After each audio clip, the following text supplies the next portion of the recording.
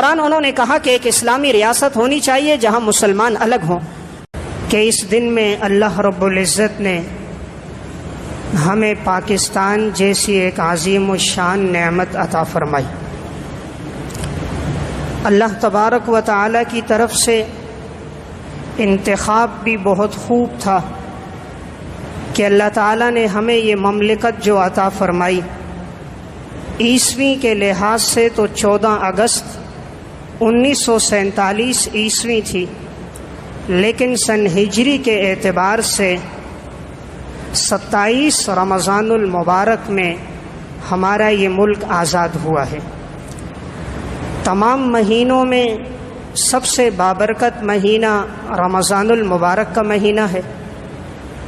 رمضان المبارک میں سب سے زیادہ بابرکت آخری عشرہ ہے، اور آخری عشرے میں بھی سب سے زیادہ فضیلت والی راتیں طاق راتیں ہیں، 21، 23، 25، 27 اور 29۔ اور ان طاق راتوں میں بھی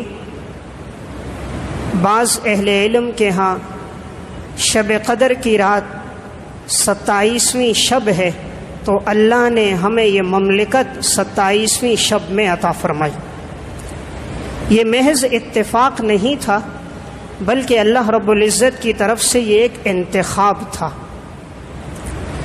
میں تھوڑی سی تاریخ عرض کروں گا دور نبوت سے لے کر پاکستان کی آزادی تک، تاکہ یہ ہمیں معلوم ہو سکے کہ اسلامی فتوحات کی تاریخ کیا ہے اور اس مملکت کی آزادی کیسے ہوئی۔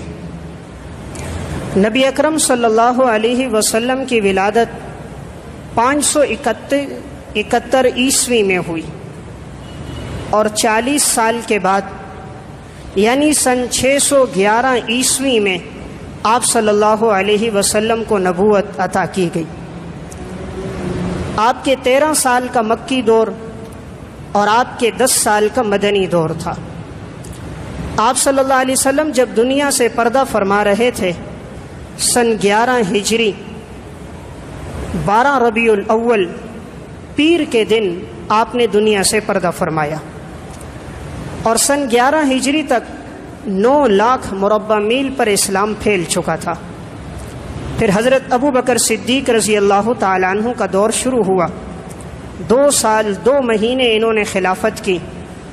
سن 13 ہجری 22 جمادی ثانی کو حضرت ابو بکر صدیق کا انتقال ہوا، تو یہ دین اسلام 11 لاکھ مربع میل پر پھیل چکا تھا۔ ان کے بعد خلیفہ حضرت عمر رضی اللہ تعالیٰ عنہ بنے، 10 سال انہوں نے خلافت کی۔ سن 24 ہجری 1 محرم الحرام کو ان کی شہادت ہوئی، تو اس وقت یہ دین اسلام 22 لاکھ مربع میل پہ پھیل چکا تھا۔ ان کے بعد خلیفہ حضرت عثمان ابن عفان بنے، 12 سال انہوں نے خلافت کی۔ سن 35 ہجری 18 ذی الحجہ کو حضرت عثمان کی شہادت ہوئی، تو 35 لاکھ مربع میل پر اسلام پھیل چکا تھا۔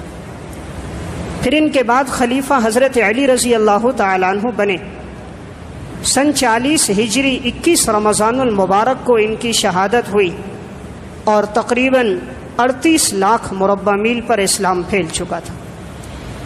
پھر ان کے بعد خلافت ان کے بیٹے حضرت حسن رضی اللہ تعالیٰ عنہ نے کی 6 مہینے تک، اور پھر ان کے بعد سن 41 ہجری سے لے کر سن 60 ہجری تک حضرت امیر معاویہ رضی اللہ تعالیٰ عنہ نے خلافت کی۔ 22 رجب کو آپ کا انتقال ہوا۔ آپ کے اس 19 سالہ دور اقتدار میں جب آپ دنیا سے پردہ فرما رہے تھے، تو 63,65,000 مربع میل پر اسلام پھیل چکا تھا۔ حضرت امیر معاویہ کے انتقال کے بعد ان کے بیٹے یزید خلیفہ بنے، اور اس کے بعد ان کے بیٹے معاویہ خلیفہ بنے، اور اس کے بعد مروان بن حکم، اور پھر عبد الملک بن مروان، اور پھر اس کے صاحبزادے ولید، اور پھر ان کے بیٹے سلیمان۔ سن 99 ہجری میں پھر عمر بن عبدالعزیز رحمہ اللہ خلافت پر آئے۔ عمر بن عبدالعزیز بنو امیہ کے 8ویں خلیفہ تھے، اور سن 101 ہجری میں ان کا انتقال ہوا۔ جب ولید کا دور حکومت چل رہا تھا، اس دور میں بھی حجاج بن یوسف گورنر تھے۔ سن 92 ہجری 711 عیسوی کو حجاج بن یوسف کو ایک خط پہنچا اور اسی طرح ایک پیغام پہنچا کہ ہند کے اندر راجہ داہر ظالم نے مسلمان عورتوں کو قیدی بنایا ہے، بچوں کو قیدی بنایا ہے، اور وہ عصمت دری کی کوشش کر رہا ہے۔ تو ایک خاتون نے کہا تھا، یا حجاج اغثنی، اے حجاج تو ہماری مدد کو پہنچ۔ جب حجاج بن یوسف کو یہ بات پہنچی، انہوں نے فوراً اپنے بھتیجے اور داماد محمد بن قاسم رحمہ اللہ کو سن 92 ہجری 711 عیسوی میں حدود حرم سے ان کو بھیجا کہ جاؤ ان کا مقابلہ کرو۔ محمد بن قاسم 17 سال کی عمر میں وہاں سے آئے اور آ کر راجہ داہر سے مقابلہ ہوا اور اللہ نے مسلمانوں کو فتح دی، اور جو مسلمان عورتیں قید میں تھیں محمد بن قاسم نے انہیں چھڑایا، مسلمان بچوں کو چھڑایا۔ وہاں ایک جھنڈا انہوں نے نہایت بلندی پر لگایا تھا۔ ہندو یہ کہتے تھے جب تک یہ جھنڈا لگا ہے ہماری سلطنت ہے، ہمیں کوئی شکست نہیں دے سکتا۔ محمد بن قاسم نے کہا ان کے جھنڈے کو سب سے پہلے گراؤ، تو منجنیق فٹ کی اور پتھروں کے ذریعے ان کے جھنڈے کو نیچے گرا دیا۔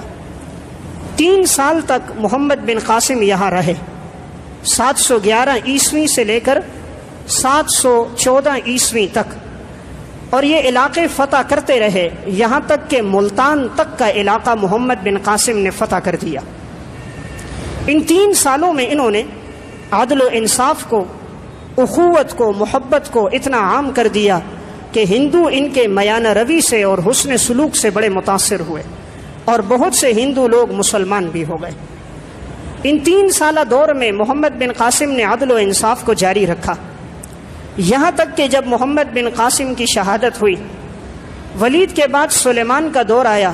سن 96 ہجری میں سلیمان نے یہ سمجھا کہ شاید یہ جو اٹھنے والے نوجوان ہیں، شاہ سوار ہیں، اقتدار پر کہیں یہ لوگ آ کر میری بادشاہت پہ قبضہ نہ کر دیں، تو اس نے صالح بن عبد الرحمن کو بھیج کر محمد بن قاسم کو گرفتار کروایا، اور اس طرح آپ کو شہید کر دیا گیا۔ گویا اپنوں کے ہاتھوں سے یہ شہید ہوئے۔ اسلام کی تاریخ آپ دیکھو گے، مسلمان کو کوئی نقصان کبھی نہ پہنچا سکا، جب بھی نقصان پہنچا مسلمان نے خود پہنچایا۔ محمد بن قاسم کی شہادت کے بعد سن 714 عیسوی تک یہ سب علاقے فتح ہو چکے تھے۔ 300 سال تک مسلمان وہاں رہے، اور مختلف علاقوں میں مسلمانوں کی آبادیاں تھیں۔ 1000 عیسوی تک مسلمانوں کی تعداد تو بڑی، لیکن ہندوؤں کی کثرت تھی۔ سن 1002 عیسوی میں سلطان محمود غزنوی کا والد سبکتگین افغانستان سے آیا ہے، غزنی شہر سے، اور یہ مسلمانوں کی مدد کو پہنچا، اور آ کر انہوں نے ہندوؤں کا مقابلہ کیا، اور اللہ نے سبکتگین کو فتح دی۔ اس کے بعد سن 1002 عیسوی سے لے کر سن 1026 عیسوی تک 24 سال جو خلافت کی، پھر وہ سلطان محمود غزنوی نے کی۔ اس 24 سال میں یہ مقابلہ کرتے رہے، ہندوؤں سے لڑتے رہے، اور اسلام پھیلتا گیا، یہاں تک کہ ان کے اس دور میں فتوحات اتنی بڑھ گئیں کہ آج تاریخ دنیا کا دوسرا بڑا فاتح اگر کسی کو کہتی ہے تو سلطان محمود غزنوی کو کہتی ہے۔ دنیا کا پہلا فاتح چنگیز خان ہے، اور دوسرا فاتح سلطان محمود غزنوی ہے، پھر سکندر ہے، اور پھر ذوالقرنین ہے۔ تو 1026 تک سلطان محمود غزنوی کا اقتدار تھا۔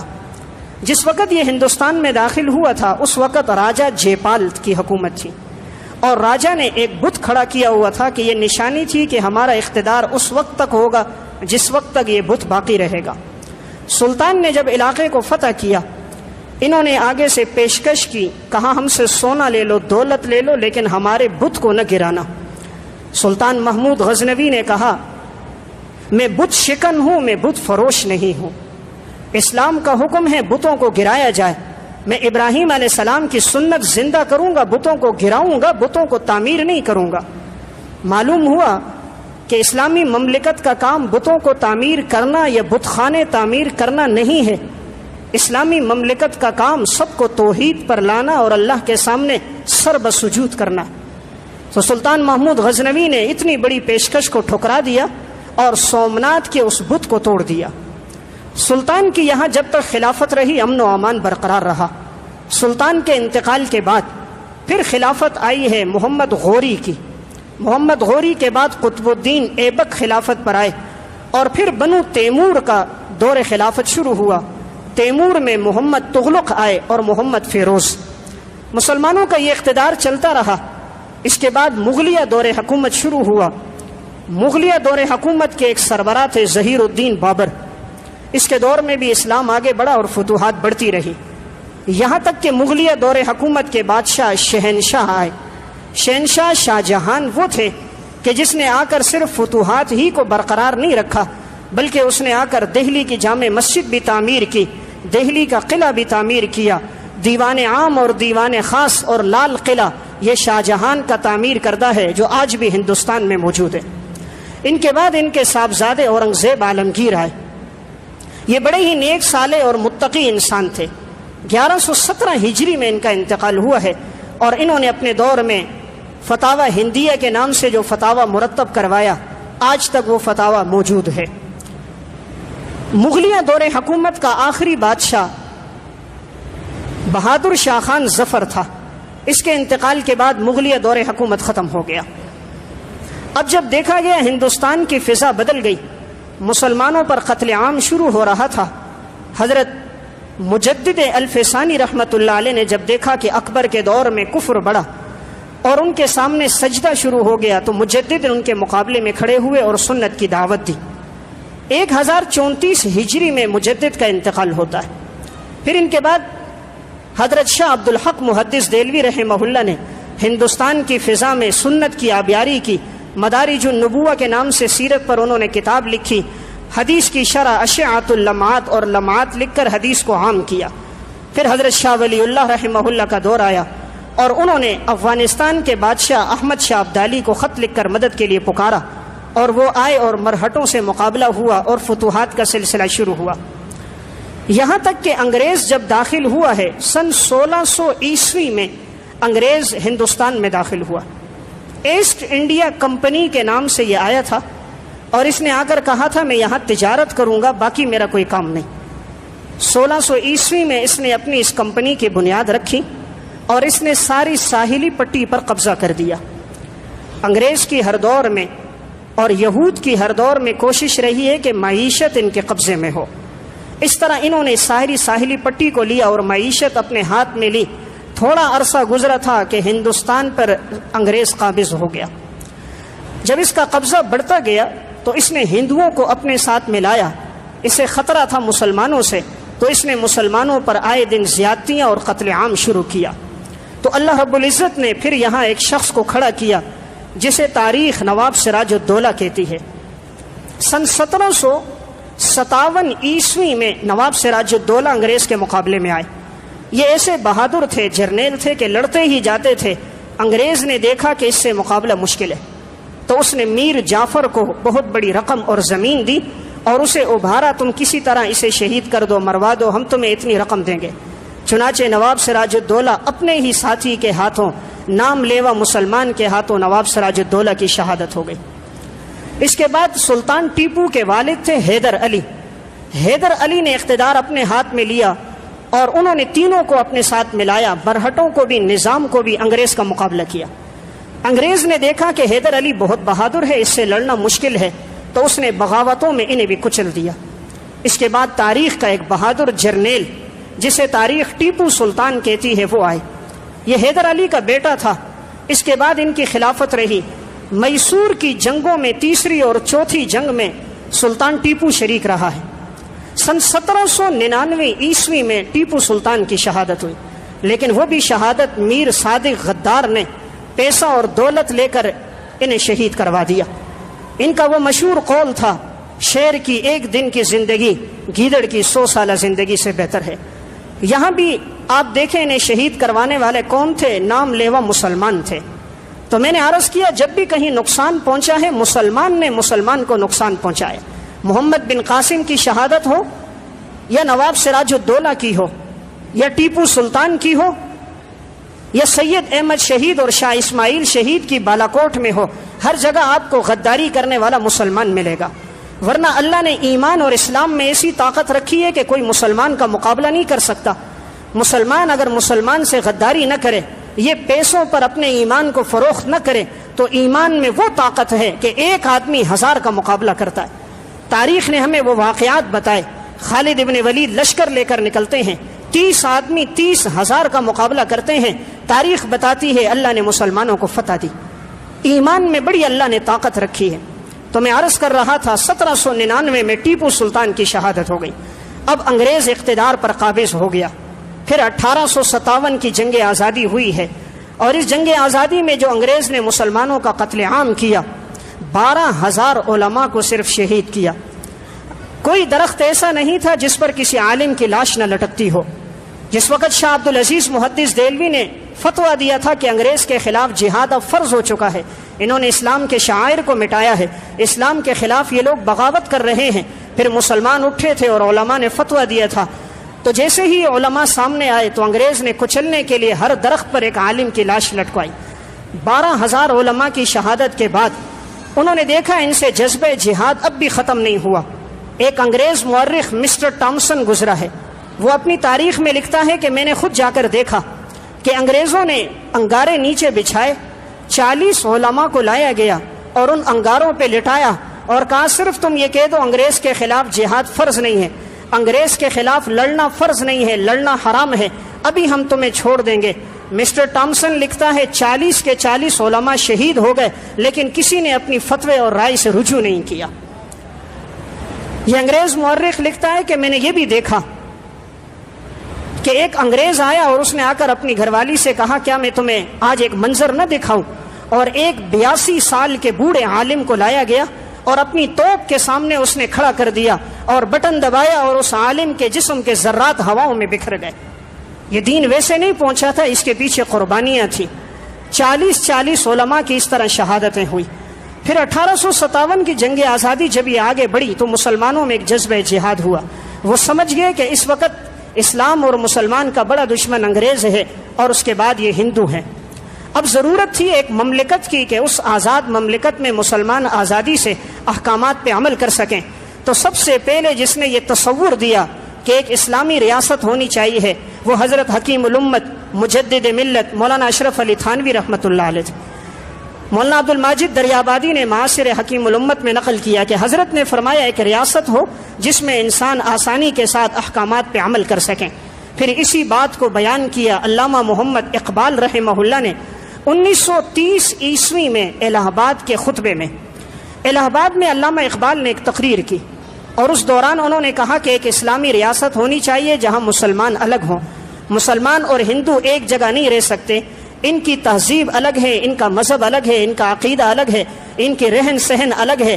تو یہ تصور شاعر مشرق علامہ اقبال نے بھی پیش کیا۔ سن 1940 عیسوی میں قائد اعظم محمد علی جناح نے منٹو پارک لاہور میں قرارداد منظور کروائی، اور اس قرارداد کے اندر بھی یہ بات تھی کہ دو نظریے ہیں، یہود کا ایک الگ نظریہ، ہندوؤں کا، مسلمانوں کا ایک الگ نظریہ ہے۔ یہ دو قومی نظریے کی بنیاد بتائی کہ یہ لوگ ایک ساتھ نہیں رہ سکتے، مسلمانوں کا طرز زندگی الگ ہے، ہندوؤں کا الگ ہے، آئے دن ان میں لڑائی جھگڑا ہوگا، ان کے لیے ایک الگ ریاست چاہیے ہے۔ جب یہ قرارداد منظور ہو گئی تو 14 اگست 1947 عیسوی کو پھر اللہ رب العزت نے ہمیں یہ مملکت عطا فرمائی۔ دوران انہوں نے کہا کہ ایک اسلامی ریاست ہونی چاہیے جہاں مسلمان الگ ہوں۔ اللہ رب العزت کے ہم سب پر بہت سے انعامات اور احسانات ہیں، انہی انعامات اور احسانات میں اللہ تعالیٰ کا ہم سب پر بہت بڑا فضل ہے کہ اللہ تعالیٰ نے ہمیں ملک پاکستان عطا فرمایا اور اللہ تعالیٰ نے ہمیں آزادی کی نعمت سے مالا مال فرمایا۔ آزادی کی نعمت کی قدر کشمیر کے مسلمانوں سے پوچھیں اور آزادی کی نعمت کی قدر فلسطین کے مسلمانوں سے پوچھیں۔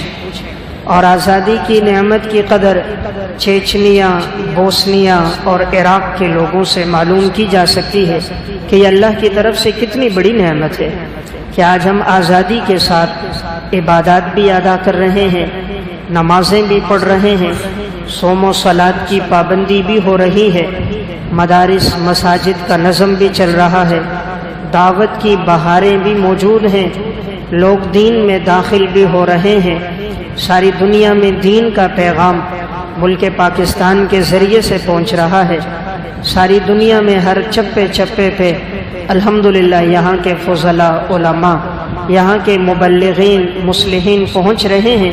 یہ اللہ رب العزت کا بہت بڑا احسان ہے۔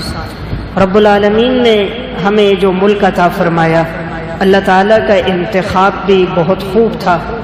اللہ تعالیٰ نے ہمیں یہ مملکت 27ویں شب کو اور 1366 ہجری کو شب جمعہ کی رات کو اللہ نے ہمیں عطا فرمائی۔ تمام مہینوں میں افضل مہینہ رمضان کا مہینہ ہے۔ رمضان میں افضل آخری عشرہ ہے، آخری عشرے میں افضل طاقراتیں ہیں، طاقراتوں میں افضل اکثر اہل علم کے ہاں 27ویں شب ہے۔ تو اللہ تعالیٰ نے ہمیں جو ملک عطا فرمایا یہ 27ویں شب تھی، اگلا دن جمعے کا دن تھا کہ جب اس ملک کی آزادی ہوئی۔ تو یہ بڑی اللہ کی طرف سے صرف یہ ایک اتفاق نہیں ہے بلکہ یہ ایک انتخاب ہے کہ اللہ تعالیٰ نے انتخاب کر کے یہ مملکت عطا فرمائی۔ تو اس دن کا تقاضا یہ ہے کہ ہم اس میں اللہ رب العزت کا شکر ادا کریں کہ اللہ نے آزاد مملکت دی۔ اس دن میں ہم صدقہ کریں، سخاوت کریں، رجوع اللہ کریں۔ اس دن کا یہ تقاضا نہیں کہ ہم اپنی گاڑیوں اور موٹر سائیکلوں کے سلنسر کھول دیں اور اس آواز سے لوگوں کو تکلیف میں ڈالیں، موسیقی، فحاشی، بے حیائی کو ہم عام کر دیں، گانا بجانا عام کر دیں، ناچ گانے کو عام کریں۔ یہ اللہ کے عذاب کو دعوت دینے والی چیزیں ہیں۔ ایسے موقع پر شکر ادا کرنا چاہیے، وہ اعمال اختیار کرنے چاہیے جس سے اللہ راضی ہوتا ہے۔ تو چونکہ ملک اللہ کی ایک بڑی نعمت ہے اور ہر انسان کو فطرتی طور پر اپنے ملک سے، وطن سے محبت ہوتی ہے۔ رسول اللہ صلی اللہ علیہ وسلم جب مکہ سے مدینہ تشریف لے جا رہے تھے تو چونکہ آپ کی خواہش تو تھی کہ میں مکہ میں ہی ٹھہروں، لیکن مکہ کے لوگ چھوڑتے نہیں تھے۔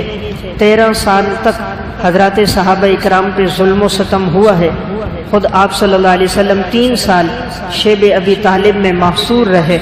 تو جب ہجرت کا حکم ہوا، آپ جانے لگے، تو آپ نے مکہ کو مخاطب کر کے فرمایا، قال رسول اللہ صلی اللہ علیہ وسلم لمکہ ما اطیبک من بلد، اے مکہ تو بڑا ہی پاکیزہ شہر ہے، واحبک الی، اور تو مجھے سب سے زیادہ محبوب ہے، لولا ان قومی اخرجونی منک ما سکنت غیرک، اگر میری قوم کے لوگ مجھے تو نہ نکالتے تو میں کبھی بھی تیرے علاوہ کسی اور شہر کو آباد نہ کرتا۔ یعنی حضور نے مکہ کو دیکھ کر فرمایا کہ میں کبھی تجھے نہ چھوڑتا، لیکن یہاں کے لوگ مجھے رہنے نہیں دے رہے، تو آپ صلی اللہ علیہ وسلم پھر ہجرت کر کے مدینہ تشریف لائے۔ تو معلوم ہوا انسان کو طبی طور پر ان جگہوں سے زیادہ محبت ہوتی ہے جن جگہوں پہ ان کا وقت گزرتا ہے۔ جب رسول اللہ صلی اللہ علیہ وسلم مدینہ تشریف لائے تو آپ کو پھر مدینہ سے بڑی محبت تھی۔ آپ کبھی اگر باہر چلے بھی جاتے اور جب واپس لوٹتے، دور سے مدینہ کی در و دیوار اور مدینہ کے پہاڑ اور احد پہ آپ کی نظر پڑتی تو آپ اپنی سواری کو تیز کر دیتے اور اپنی سواری کو ایڑ لگاتے مدینہ کی محبت میں۔ حضرت انس رضی اللہ تعالیٰ عنہ فرماتے ہیں ان النبی صلی اللہ علیہ وسلم کان اذا قدم من سفر، رسول اللہ صلی اللہ علیہ وسلم جب سفر سے آتے فنظر الى جدرات المدینہ، اور آپ مدینہ کی در و دیوار کو دیکھتے، اوزع راحلتہ، اپنی سواری کو تیز کر دیتے، وان کان علی دابۃ حرکها من حبها، اور اگر آپ سواری پہ ہوتے تو اپنی سواری کو ایڑ لگاتے مدینہ کی محبت میں۔ آپ صلی اللہ علیہ وسلم کو پھر ایسی محبت ہوئی کہ آپ نے مدینہ کے لیے دعا فرمائی، اللہم حبب الینا المدینہ کحبنا مکہ، اے اللہ تو ہمیں مدینہ سے ایسی محبت نصیب فرما دے جیسے کہ مکہ سے محبت ہے، او اشد، اور اے اللہ اس محبت کو اور بھی بڑھا دے۔ وبارک لنا فی صاعھا ومدھا، یا اللہ یہاں کی صاع اور مد میں بھی برکتیں عطا فرما، ان پیمانوں میں برکتیں عطا فرما۔ یہ اشارہ تھا یہاں کی پیداوار میں اے اللہ برکتیں عطا فرما۔ وانقل حماها فاجعلها بالجحفہ، اور اے اللہ یہاں کے بخار کو تو منتقل کر دے جحفہ میں۔ تو میں عرض یہ کر رہا تھا انسان کو اپنے وطن سے طبی طور پر محبت ہوتی ہے، تو اللہ تعالیٰ نے ہمیں یہ پاک سرزمین عطا فرمائی، اور اس میں 40 ایسی خصوصیات اللہ نے رکھی ہیں جو دیگر جگہوں میں موجود نہیں ہیں۔ بسا اوقات ہمارے بعض نادان ساتھی ملک کی ناقدری کرتے ہوئے نظر آتے ہیں، اور انہیں معلوم نہیں ہوتا کہ یہ عظیم ایک نعمت ہے، اور ان نعمتوں کی طرف توجہ نہیں ہوتی۔ تو 40 ایسی چیزوں کا تذکرہ انشاءاللہ میں آپ کے سامنے عرض کر رہا ہوں جو اللہ رب العزت نے ہمیں یہ مملکت عطا فرمائی، اور اس میں 40 اہم خوبیاں بھی اللہ نے عطا فرمائی۔ نمبر 1، بے شمار قدرتی وسائل۔ اللہ تعالیٰ نے جو ہمیں یہ مملکت عطا فرمائی، سب سے پہلی اور اہم چیز بے شمار قدرتی وسائل۔ اللہ تعالیٰ نے جتنے وسائل اس خطے اور سرزمین میں رکھے ہیں، دنیا کی کسی سرزمین میں یہ وسائل نہیں ہیں۔ اس زمین میں اللہ نے جو پیداوار رکھی ہے، اس زمین کی مٹی میں جو اللہ رب العزت نے خوشبو رکھی ہے، اس زمین میں اللہ نے یہ جو صلاحیت رکھی کہ سال میں 2 مرتبہ بھی یہ کاشت ہوتی ہے، اور اس کا اکثر حصہ زراعت کے قابل ہے، ہر قسم کا پھول اور پھل اور ہر سبزی اس میں اگتی ہے، اور اس کا ذائقہ بھی ہر ایک سے ممتاز ہے۔ تو اللہ نے پہلی چیز قدرتی جتنے وسائل ہیں وہ رکھے۔ تیل کے حساب سے دیکھیں، گیس کے حساب سے دیکھا جائے، کوئلہ دیکھا جائے تو تھر میں اللہ نے کوئلے کے ذخائر رکھے، بلوچستان میں اللہ نے نمک کے ذخائر رکھے ہیں، گیس اور معدنیات کو اللہ نے عام کیا۔ قدرتی اعتبار سے خوبصورت پتھر یہ جو ہمارے گھروں میں استعمال ہوتے ہیں ماربل کے، ہر قسم کے بہترین مزین پتھر اللہ نے ان پہاڑوں میں رکھے ہیں۔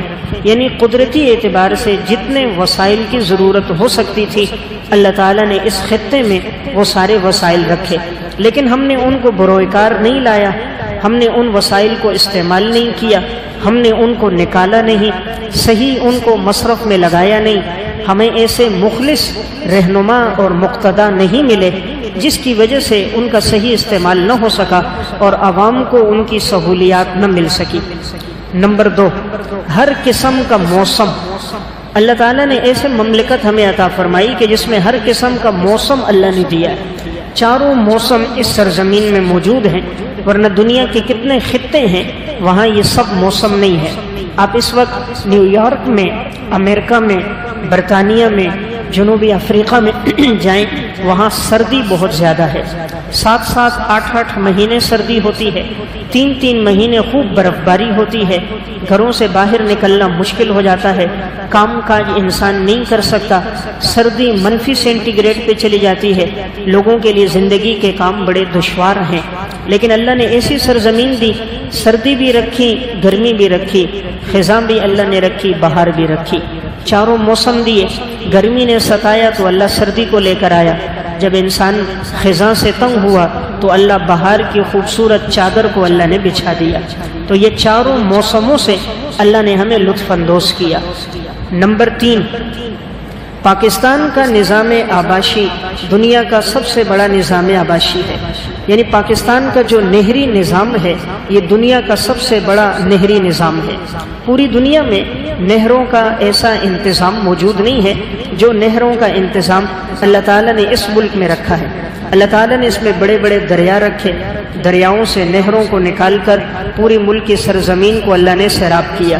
صرف دریائے سندھ ہی کو دیکھیں، اسے اباسین کہا جاتا ہے۔ اباسین کا مطلب یہ ہے کہ یہ تمام دریاؤں کا باپ ہے، تمام دریاؤں کے والد کی طرح ہے۔ اتنا پانی اللہ نے اس میں رکھا، اور اس سے نکلنے والے نہروں کی تعداد سینکڑوں میں نہیں ہزاروں میں ہے، لیکن اس کا پانی صحیح طور پر استعمال نہیں ہوا، نہریں پختہ بنائی نہیں گئی، ٹیوب ویل کا نظام منظم نہیں ہوا، پانی کی تقسیم منصفانہ طور پر نہیں ہوئی، جاگیردارانہ لوگوں نے اپنی زمینوں پر قابض ہو کر پانی کا نظام اپنی زمینوں میں رکھا، جن کے پاس دولت ثروت مال تھی، انہوں نے اپنی زمینوں کو سیراب کیا، دوسروں تک پانی کو جانے نہیں دیا، اس لیے اس کے اچھے نتائج ثمرات سامنے نہیں آئے۔ ورنہ جو اللہ نے نہری نظام ہمیں دیا ہے پوری دنیا میں یہ کسی کے پاس نہیں۔ نمبر 4، ہر قسم کی پیداوار رکھنے والا ملک۔ ہر قسم کی پیداوار اللہ نے اس ملک میں رکھی ہے، چاہے اس کا تعلق سبزیوں سے ہو، چاہے اس کا تعلق پھلوں سے ہو، چاہے خشک میوہ کے ساتھ ہو، چاہے سرد ہو، ہر موسم کا پھل، ہر موسم کی غذا اللہ نے یہاں رکھی کہ انسان محتاج نہیں ہوتا کہ وہ کسی اور طرف جائے۔ پھر ان میں ذائقہ بھی اللہ نے خوب رکھا۔ آپ کسی اور ملک کا آم دیکھیں، پاکستان کا آم دیکھیں، جو ذائقہ اللہ نے یہاں پھلوں کے بادشاہ اس آم میں رکھا ہے وہ دنیا کے کسی اور میں نہیں۔ لیکن ہم لوگوں نے خود خیانت کی، ہم دھوکے پہ آئے، ہم نے اسے کاربیٹ سے پکایا اور ہم نے ناقص چیز کو اعلیٰ کر کے فروخت کیا، اچھی کھاد فراہم نہیں کی، اچھے طریقے سے اس کی خبرگیری نہیں کی، ہم نے اس طرح اس نظم کو نہیں چلایا جیسے چلانا تھا، اس لیے اچھے نتائج سامنے نہیں آئے۔ ورنہ اللہ رب العزت کی طرف سے عطاؤں میں ہمارے لیے کمی نہیں تھی۔ تو میں نے چوتھی بات عرض کی، ہر قسم کی پیداوار پھلوں کے لحاظ سے، سبزیوں کے لحاظ سے اللہ تعالیٰ نے اس ملک میں دی ہے، اور ایسی زمین رکھی ہے جس میں ہر قسم کی سبزی اور پھل بآسانی اگ سکتے ہیں۔ نمبر 5، گوادر پورٹ دنیا کے سب سے بڑی اور گہری بندرگاہ ہے۔ اللہ تعالیٰ نے گوادر کی صورت میں جو ہمیں پورٹ عطا فرمایا، اس وقت ساری دنیا میں سب سے زیادہ گہری جو بندرگاہ ہے وہ یہ ہے۔ اس کا پانی بڑا گرم ہے، اور اس کے ذریعے سے جب یہ مزید آگے کی طرف آباد ہوگا تو ساری دنیا میں انسان جو تجارت کرے گا وہ اس کے ذریعے سے تجارت ہوگی۔ اب جو ایئرپورٹ بننے والا ہے وہ ساری دنیا کا سب سے بڑا ایئرپورٹ اس گوادر پہ بننے والا ہے۔ جو اس پہ جہاز اترے گا وہ دنیا کے سب سے بڑا جہاز ہوگا، افراد کے لحاظ سے بھی، وسائل کے لحاظ سے بھی۔ اگر اس کی تقسیم منصفانہ ہوئی اور اس کا نظام عدل کے مطابق ہوا تو روزگار کے اتنے مواقع فراہم ہو جائیں گے کہ پورے ملک میں کوئی بے روزگار نہیں رہے گا، شرح آمدنی بڑھ جائے گی اور مہنگائی کا یہ طوفان کم ہو جائے گا۔ اگر آنے والے لوگوں نے کرپشن نہیں کی، اقتدار والوں نے اس کو غلط استعمال نہیں کیا، تو اللہ نے ہمیں یہ جو بندرگاہ دی ہے یہ پوری دنیا میں کسی کے پاس نہیں۔ ایک طرف اس کو ایشیا لگتا ہے، چین لگتا ہے، دوسری طرف اس کو امریکہ لگتا ہے، اور اس کے ذریعے سے پوری دنیا کے اندر تمام چیزوں کو درآمدات اور برآمدات کرنے کے لیے یہ ایک بہترین اللہ تعالیٰ نے ہمیں عطیہ دیا۔ نمبر 6، دنیا کی چوتھی ذہین ترین قوم۔ اللہ تعالیٰ نے پاکستانی قوم کو اور یہاں کے مسلمانوں کو جو ذہانت عطا فرمائی ہے، دنیا میں جتنے بھی ذکی لوگ ہیں، غیر مسلموں کی تحقیق کے مطابق جو ٹائمز میں رپورٹ بھی شائع ہوئی کہ دنیا میں چوتھے نمبر پر ذکی لوگ، سمجھدار لوگ، باصلاحیت لوگ، ذہین لوگ، انہوں نے لکھا پاکستان کے لوگ ہیں۔ چوتھے نمبر پر ذہین ترین لوگ ہیں۔ لیکن یہاں کمی اس اعتبار سے ہے کہ ہمارے ہاں تعلیمی صلاحیتیں نہیں ہیں، تعلیم عام نہیں ہے، تعلیم پر اجارہ داری ہے، مالدار لوگوں کا قبضہ ہے، غریب آدمی کے لیے اولاد کو تعلیم دینا مشکل ہے، ڈگریوں کی فروخت ہو رہی ہے، اور کتابوں کا نصاب کا خریدنا مشکل ہو چکا ہے۔ سرکاری اداروں میں تعلیم نہیں ہے، وہاں کتے اور گدھے گھومتے نظر آ رہے ہیں، چرسی موالی لوگوں کا ڈیرا لگا ہوا ہے، اور جہاں تعلیم ہے وہاں غریب کی پہنچ نہیں ہے۔ ورنہ اگر تعلیم کو عام کیا جاتا اور اس کو رواج رکھا جاتا، سب کو تعلیم مفت فراہم کی جاتی، تو اللہ نے ایسے ذکی ذہین لوگ اللہ نے عطا کیے تھے اس ملک کو کہ ان کی ذکاوت اور ان کی ذہانت ساری دنیا میں موجود نہیں ہے۔ ویسے بھی اللہ نے مسلمانوں کو جو حافظہ دیا ہے اس کی نظیر نہیں ملتی۔ اللہ تعالیٰ نے حضرات محدثین کو جو حافظے دیے تھے، جیسے امام ذہبی رحمہ اللہ، 6 لاکھ راویوں کے حالات ان کو زبانی یاد تھے۔ ان کے شاگرد علامہ تاج الدین سبکی فرماتے تھے، لو اقیم علی اقمۃ لعرف کل منہم باسمائہم واسماء آبائہم، ان کو ایک ٹیلے پر کھڑا کرو اور سب راویوں کو ان کے سامنے کھڑا کرو، یہ ہر راوی کا نام، باپ دادا کا نام اور ان کا پورا ایڈریس، ان کے اولاد، ان کے اساتذہ، تلامذہ، اہل علم کے ان کے بارے میں آراء، یہ سب بتا دیں گے۔ تو اللہ تعالیٰ نے مسلمانوں کو ویسے بھی ذہانت خوب دی ہے، حافظے بہت اچھے عطا فرمائے کہ محدثین میں کسی کو 3 لاکھ کسی کو 5-5 لاکھ احادیث کا ذخیرہ زبانی یاد تھا، تو اللہ نے یہ ذہانت اس ملک کے لوگوں کو بھی عطا کی۔ نمبر 7، دنیا کا 8واں عجوبہ قراقرم ہائی وے یہ پاکستان میں ہے۔ دنیا میں بہت سے عجوبے اور نادر چیزیں ہیں، ان نادر چیزوں میں ایک شاہراہ ہے قراقرم۔ یہ شاہراہ پاکستان سے ہوتے ہوئے چین تک جاتی ہے اور یہ 816 کلومیٹر تک ہے، اور یہ انتہائی بلندی پر بنی ہوئی ہے۔ جتنا اوپر چڑھتے جائیں تو یہ بلندی پر آتی ہے، اور یہ نہایت پختہ ہے، اور ایسی جگہوں سے ہو کر گزر رہی ہوتی ہے کہ جس سے پورے ملک کا حسن و جمال نظر آتا ہے۔ نیچے سے گزرنے والی ندیاں، دریا اور نہریں اور خوبصورتی اس سے نظر آتی ہے، تو پوری دنیا میں اس قدر مضبوط پختہ، اتنی اونچائی اور بالائی پر ایسی سڑک کہ جو اتنی طویل ہو، اس کی نظیر نہیں ملتی۔ نمبر 8، واحد اسلامی ایٹمی طاقت۔ اللہ تعالیٰ نے ہمیں جو ملک عطا فرمایا، اللہ نے اس میں ایک بڑی قیمتی چیز بھی ہمیں دی کہ ایٹمی طاقت بنایا۔ اس وقت جتنے اسلامی ممالک ہیں، ان تمام اسلامی ممالک میں پاکستان واحد اسلامی ملک ہے جس کے پاس ایٹمی طاقت موجود ہے، اور اس ایٹمی طاقت کا اظہار 28 مئی 1918 عیسوی میں ہوا، جس وقت بھارت یہ چاہ رہا تھا کہ وہ اپنی ایٹمی طاقت کو ظاہر کر کے بتائے کہ سب سے زیادہ قوت اور طاقت میرے پاس ہے، تو ڈاکٹر عبد القدیر خان اور ان کے ساتھیوں نے مل کر بڑی محنت، جستجو اور لگن کے ساتھ ملک کے ساتھ وفاداری کرتے ہوئے ایک ایسی ایٹمی طاقت ملک کو بنا دیا کہ جس کے بعد الحمدللہ اس وقت پوری اسلامی دنیا میں اگر کوئی ایٹمی طاقت ہے تو یہ ملک پاکستان ہے۔ تو یہ بہت بڑا اللہ کی طرف سے ایک نعمت اور اثاثہ ہے۔ اگر یہ نہ ہو تو کسی بھی وقت امریکہ، کسی بھی وقت بھارت، جو اسلام اور مسلمانوں کے دشمن ہے، وہ ایٹمی بم مار کے ختم کر سکتے تھے، لیکن اس کے بعد سے اللہ نے مسلمانوں کو ایک قوت دے دی، اور جس دن یہ ہوا ساری دنیا کے مسلمان خوش ہوئے۔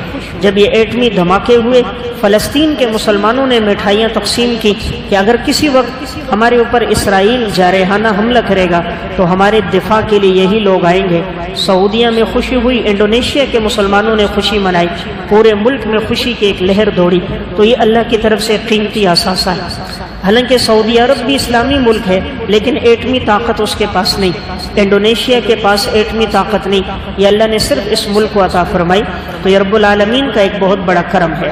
نمبر 9، دنیا کی دوسری بڑی نمک کی کان پاکستان میں موجود ہے۔ ساری دنیا کے اندر نمک کے اعتبار سے جو سب سے بڑی کان پائی جا رہی ہے، اللہ نے وہ پاکستان میں رکھی ہے۔ نمبر 10، دنیا کے سب سے بڑی ایمبولینس سروس پاکستان میں موجود ہے۔ اس اعتبار سے دیکھا جائے کہ لوگوں میں رفاہی کام، لوگوں کے ساتھ ہمدردی، ایثار اور محبت کا جذبہ اللہ نے اس مملکت کے لوگوں میں بہت رکھا ہے۔ تو آج پورے ملک میں ہمیں نظر آ رہا ہے ایدی سروس کے ذریعے سے جہاں کوئی مشکل میں ہے تو اس کے ذریعے انہیں وہاں تک پہنچانا۔ اگرچہ اب کچھ مخلص افراد کی کمی نظر آئی، ورنہ جو نظم تھا یہ بڑا ایثار اور ہمدردی کا نظم تھا۔ لوگوں کے دلوں میں آج بھی بڑی محبت ہے۔ اگر کسی پر کوئی وبائی امراض آ جائیں، خدا نہ کرے کوئی زلزلہ آ جائے، کوئی سیلاب آ جائے، تو یہاں کے لوگوں میں جو آپس کی محبت، ایثار، تعلق، دوسروں کے ساتھ کھڑا ہونا، یہ جذبہ کسی اور ممالک کے لوگوں میں موجود نہیں ہے۔ نمبر 11، دنیا کے بڑے صحراؤں میں شامل صحرائے تھر پاکستان میں ہے۔ دنیا میں جتنے بھی صحرا ہیں ان میں ایک بڑا صحرا تھر کی صورت میں اللہ نے ہمیں عطا فرمایا کہ یہ بھی دنیا کی ایک نظیر ہے اور اللہ رب العزت کی قدرت کا ایک خوب نظارہ ہے۔ پھر اللہ نے اس کے اندر بھی کوئلہ رکھا۔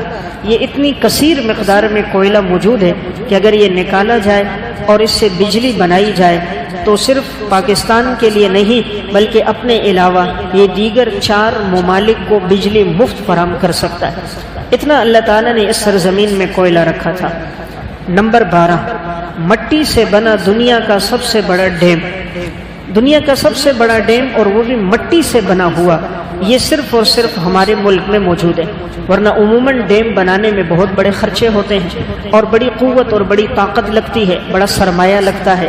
لیکن جب مملکت کی آزادی ہوئی تو یہ بات سامنے تھی کہ ڈیم بنایا جائے، لیکن اس وقت اتنا سرمایہ موجود نہیں تھا، اتنی دولت، پیسہ اور اس کے لیے اتنے اسباب نہیں تھے، تو مٹی کے ذریعے سے وہ ڈیم بنا تھا، لیکن وہ ایسا پھر مضبوط بنا، آج تک وہ ڈیم موجود ہے جس کے اندر یہ سارا پانی اسٹاک ہوتا ہے۔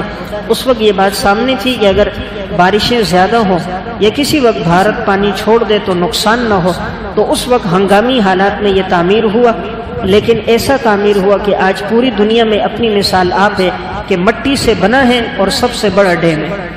Number 13، Pakistani air force pilots دنیا کی بہترین ایئر فورس ہے۔ اللہ تعالیٰ نے یہاں کے فوجی نوجوانوں کو جو قوت، طاقت، جو صلاحیت عطا فرمائی، اس کی نظیر بھی موجود نہیں۔ 1965 کی جنگ آزادی میں یہاں ہی کے ایک پائلٹ نے، جن کا نام محمود عالم تھا، انہوں نے 1 منٹ میں بھارت کے 5 طیاروں کو، جو 5 کے 5 لڑاکا طیارے تھے، سب کو گرایا۔ تو یہ پوری دنیا میں ان کی ایک مثال بنی 1 منٹ میں، جس میں سے 30 سیکنڈ میں اس نے 4 ان کے ہیلی کاپٹروں کو نشانہ بنایا تھا۔ تو اللہ نے ایسی طاقتور فوج عطا کی ہے کہ جو اس وقت سرحدوں پر حفاظت کرنے والے ہیں، پیچھے ان کا جذبہ ایمان ہے۔ تو جو ایمان کے جذبے سے لڑنے والا مسلمان ہوتا ہے، اسے کوئی شکست نہیں دے سکتا، اس لیے کہ جنگیں ہتھیاروں سے نہیں لڑی جاتی، جذبوں سے لڑی جاتی ہے، اور جذبوں کو شکست دینا کوئی آسان کام نہیں ہوتا۔ اس لیے حضرات صحابہ اکرام کے دور سے لے کر آج تک مسلمانوں کے پاس ہمیشہ ہر دور میں اسلحہ اور ہتھیار کم رہے، لیکن ایمان کا جذبہ، شہادت کا شوق ان میں رہا ہے، تو اللہ نے ہر موقع پر ان کو فتح دی۔ البتہ اپنوں نے غداری کی، اگر اپنے غداری نہ کرتے تو مسلمانوں کو کوئی شکست نہ دے سکا۔ آپ دیکھیں محمد بن قاسم 711 عیسوی میں جب آئے تھے اور 3 سال یہاں رہے تھے، سندھ تک کا علاقہ انہوں نے فتح کر دیا تھا۔ باب الاسلام کی صورت میں لوگ جوک در جوک اسلام میں آ رہے تھے، ہندو بھی آپ کے کردار، عدل اور انصاف سے متاثر تھے۔ لیکن ہوا کیا کہ جس وقت ولید بادشاہ کا انتقال ہوا، سلیمان بن عبد الملک آیا، اس نے عبد الرحمن صالح کو بھیجا، محمد بن قاسم کو گرفتار کر کے عراق کی جیل میں ڈال کر اور بے تحاشا ظلم کر کے بے دردی سے شہید کر دیا۔ تو اپنوں کے ہاتھوں ہی محمد بن قاسم شہید ہوئے۔ یا اسی طرح نواب سراج الدولہ 1757 عیسوی میں ان کی جو شہادت ہوئی ہے، تو غداری کرنے والا میر جعفر مسلمان ہی تھا، اپنے آپ کو مسلمان کہتا تھا۔ ٹیپو سلطان کی شہادت 1799 عیسوی میں ہوئی، یہ غداری کرنے والا میر صادق جو نام لیوا مسلمان ہی تھا۔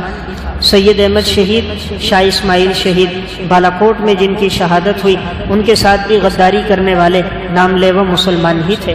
تو اگر مسلمان سے غداری نہ کرے تو اللہ نے ایمان میں وہ طاقت، وہ قوت رکھی ہے کہ کوئی مسلمان کو شکست نہیں دے سکتا۔ ایمان میں اللہ نے ایسی طاقت رکھی۔ تو ایک بات میں نے عرض کی، اللہ نے جو ہمیں فورس عطا کی، ان میں جو جذبہ رکھا وہ ایمان کا جذبہ ہے، اس لیے وہ جسموں کے ساتھ بم باندھ کے ٹینکوں کے آگے لیٹ گئے۔ 1965 کی جنگ آزادی میں بھی یہی ہوا، ورنہ کبھی بھی کوئی غیر مسلم اپنے جسم سے بم نہیں باندھتا، وہ کبھی بھی اس کے لیے تیار نہیں ہوتا۔ مسلمان اس کے لیے بھی تیار ہو جاتا ہے، اسے معلوم ہے مر کر ہی اصل زندگی ہے، اور اگر میں مارا بھی گیا تو شہید ہوں، لوٹ کر آیا تو غازی ہوں، ہر صورت میں میرا درجہ عند اللہ بہت بڑا ہے۔ نمبر 14، دستور پاکستان۔ پاکستان کا جو دستور ہے، دنیا میں کسی کے پاس وہ دستور اور قانون نہیں۔ پوری دنیا کے اندر صرف پاکستان کے دستور میں لکھا ہے کہ اصل حاکمیت صرف اللہ کی ہے، بادشاہت اور حاکمیت اللہ کی ہوگی، ملک کا وزیر اعظم اور صدر صرف اس میں نائب ہوگا، یعنی وہ فیصلے نافذ کرے گا جو اللہ اور اللہ کے رسول کا فیصلہ ہوگا، جو دین اور شریعت کا فیصلہ ہوگا وہ نافذ کرے گا، اس کے علاوہ وہ نافذ نہیں کرے گا۔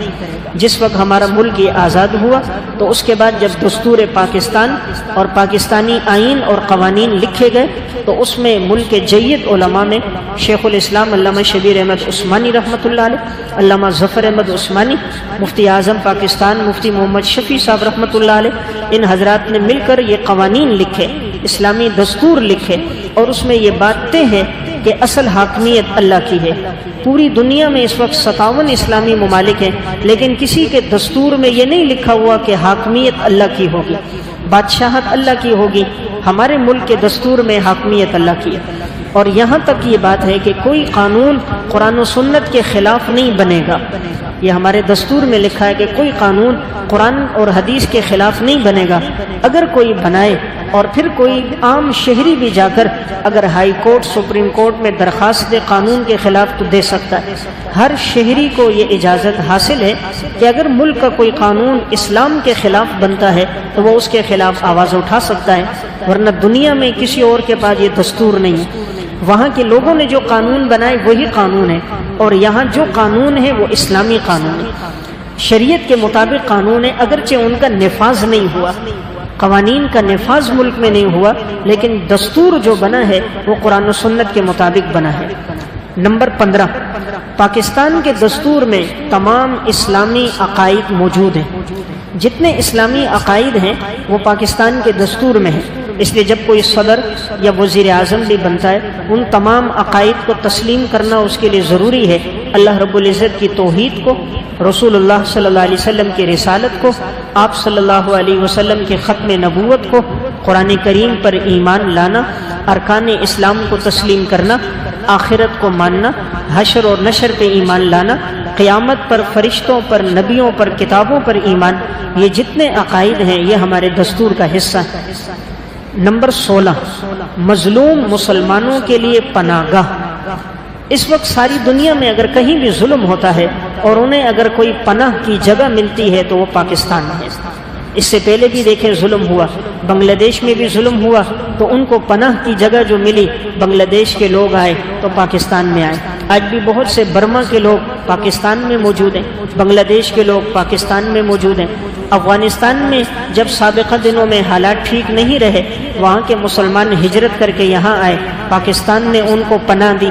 اسی طرح دیگر جہاں بھی ظلم ہوتا ہے تو ان کو پناہ دینے کے لیے یہ ملک پناہ دیتا ہے۔ تو گویا یہ تمام مسلمانوں کے لیے ایک بڑی اہم اور مرکزی جگہ ہے۔ جہاں کا مسلمان ستایا ہوا ہو اس کے لیے ٹھکانہ یہ ملک ہے۔ جہاں کہیں مصیبت آتی ہے دفاع کے لیے جاتا ہے۔ سعودی عرب میں جس وقت ایران نے حملہ کرنا چاہا تو یہیں کی فوج گئی اور وہاں جا کر بیت اللہ کی حفاظت کے لیے گئی۔ خدا نہ کرے دوبارہ بھی کبھی کوئی ایسی باری ہو، تب بھی اسلامی ممالک میں حرمین کی حفاظت کے لیے سب سے آگے اور پیش جو ہوتی ہے وہ اسی ملک کی فوج ہوتی ہے۔ تو میں عرض کر رہا تھا اس میں اللہ رب العزت نے ایک بات یہ رکھی کہ تمام لوگوں کے لیے پناہ گاہ یہ ملک ہے، کسی جگہ بھی کوئی پریشانی آئے تو ان کو پناہ یہ ملک دے رہا ہے۔ نمبر 17، اقلیتوں کے ساتھ منصفانہ اور برادرانہ سلوک۔ غیر مسلم جو یہاں رہ رہے ہیں ان کے ساتھ عدل اور انصاف والا سلوک ہے۔ پاکستان میں مسلمان 97% ہیں، غیر مسلم 3% ہیں، لیکن اس کے باوجود ان کے ساتھ بھی انصاف ہے، کسی غیر مسلم پہ ظلم نہیں ہوتا۔ ایسا نہیں کہ یہ عیسائی ہے، یہ ہندو ہے اور یہ سکھ برادری سے اس کا معاذ اللہ قتل عام جائز ہو، یا ان کی جان مال کو نقصان پہنچایا جائے، یا ان کے کاروبار کا نقصان ہو، ایسی چیز نہیں۔ اسلام نے تحفظ دیا ہے کہ اگر کوئی غیر مسلم تمہارے ملک میں رہے اور قوانین کی پاسداری کرے تو اس کی جان مال کی حفاظت اسی طرح ہے جیسے مسلمان کی جان مال کی حفاظت ہے۔ تو ملک میں یہی قانون آج تک موجود ہے کہ جتنی غیر مسلم اقلیتیں ہیں ان کو جان کا تحفظ، مال کا تحفظ، املاک کا تحفظ موجود ہے۔ نمبر 18، مذہبی آزادی۔ اللہ تعالیٰ کی طرف سے ایک بہت بڑی نعمت ہم سب کے لیے کہ ملک میں ہم سب کے لیے مذہبی آزادی ہے۔